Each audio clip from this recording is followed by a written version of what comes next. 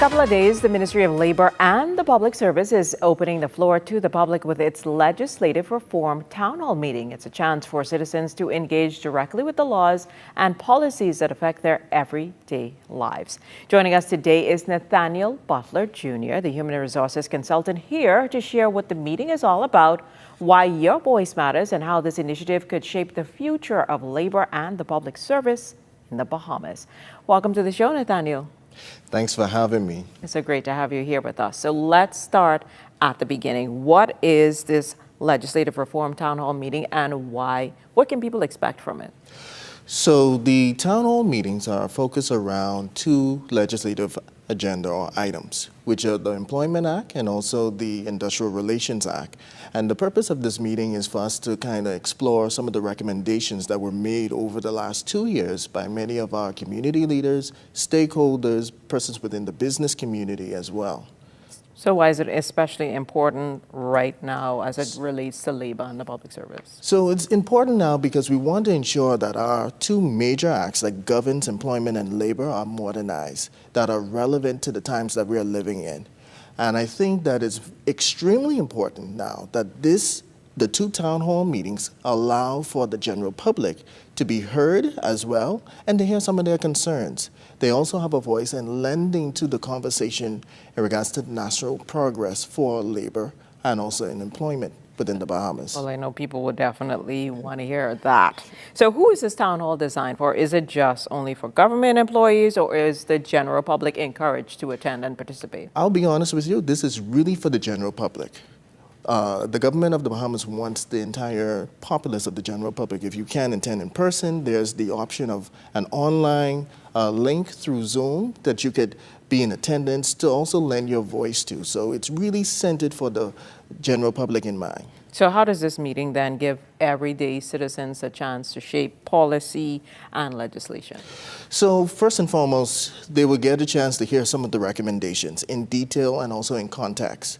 And then they will also be given the opportunity for them to ask questions where there may be gaps or there might be areas where they might not have a clear understanding of how it will relate to them or the practicality of the implementation of some of those points. And then lastly, also, the floor will be open for recommendations as well. Keep in mind, the government wants this to be very inclusive, and also they want the government wants this to be very inclusive and also a level of accountability as well. So are you able to share what we're going to get into in terms of topics, or are you just being tight-lipped as a way to get people to attend the meetings? Well, I'll share this. Two of the items that a lot of persons have given great feedback on is the extension of the maternity leave and also the introduction of paid paternity leave. Okay. No, that's important. Those are things that people definitely would want to know about. So for those who may be skeptical or unsure about attending, why is it important for them to show up and to give feedback at these meetings? Well, it's all about involvement. It's all about participation. And more importantly, it's all about letting your voice be heard. And so the reason why this is extremely important for them to participate in is that you have a say in this, whether or not you're in agreement, whether or not you have some concerns, or whether or not you really want to see many of these recommendations come into fruition. So where and when is this meeting or meetings going to take place? And if persons can't attend physically, what's the option for them? Well, the first meeting in New Providence will be held on October 7th at 6 p.m., 6 to 8 at the National Training Agency. And then the second meeting, which will be in Grand Bahama on October 8th, which will be held at the Ministry of Labor and the Ministry of Public Service and Labor unit within the WINS building downtown.